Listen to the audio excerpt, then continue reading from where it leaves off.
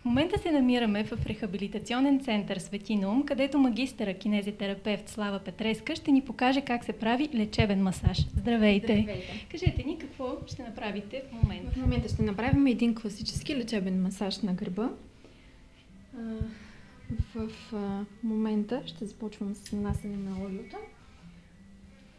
Масажа представлява кинезитерапевтичен метод, чрез който нанасяме дразнения, подбрани дозирани дразнения на кожата чрез масажните похвати.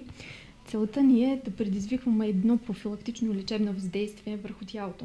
Масажа представлява в метод, в който въздействаме не само върху кожата, а въздействието ни е изцяло и върху останалите тъкани. Подкожната тъкан, която е фасцията, мускулите, периоста, както и в някои случаи въздействието ни е и върху вътрешните органи. Масажа като въздействие, биохимично и физиологично въздействие, протича в 3 етапи. Първият етап е механичното въздействие.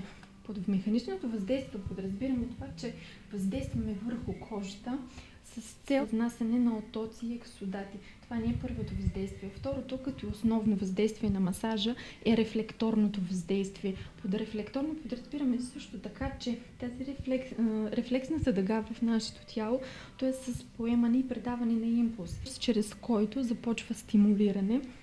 По алфа и бета пътищата се пренасят импулсите до централна нервна система, от който получаваме отговор. Както в момента отговор на нашето тяло ще бъде хиперемията, т.е. зачервяването на тялото, което го получаваме в подкожно ниво.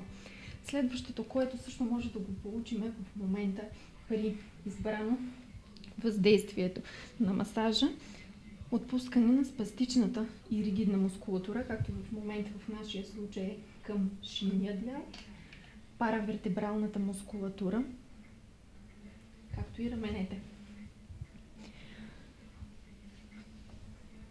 Хуморалното въздействие е третото въздействие на масажа, което се получава с цел подобряване на кръвообращението, т.е. това още се казва кръвно въздействие.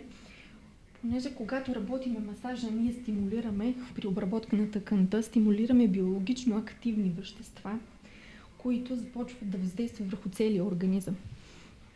Тези вещества подпомагат разнасяне по кръвен и по лимфен път, освобождаването на натоварването и напрежението, съответно и разнасянето на някакъв възпалителен процес. В момента обработвам паравертебралната мускулатура, в момента усещам някакъв силен спазъм, ригидност на паравертебралната мускулатура от дясната страна. Целта на масажа ми е да освободиме спастичната мускулатура чрез масажни движения с цел да направим баланс на едната и на другата страна. Дясната страна не става по-ригидна, за сметка на това лявата страна, която ни е по-слаба, трябва да я тонизираме и да я стегнем. Продължението на масажа трябва да протича в рамките на 30 минути с цел въздействието върху самата мускулатура и вътрешните и подлежащите под нея тъкани, за да не се дразнят и да не предизвикват прекомерно натоварване и дразнение на самата кожа. Колко често трябва да се правят такива масажи? В случай, както в момента имаме, в момента проблема ни е, че мускулатурата е малко ригидна, спазматична, спазъм и необходимо поне 3 пъти в седмицата, доколкото се получи обезболяващ ефект на пациента.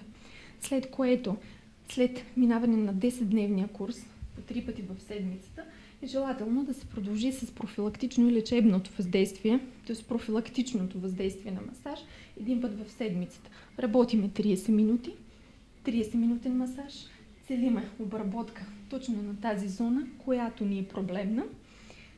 Паравертебралната мускулатура е хубаво да се обработва, защото около гръбначния стълб се намират меридиани, енергийните меридиани, през които протича енергията, т.е. дават стимулация към цялото тяло.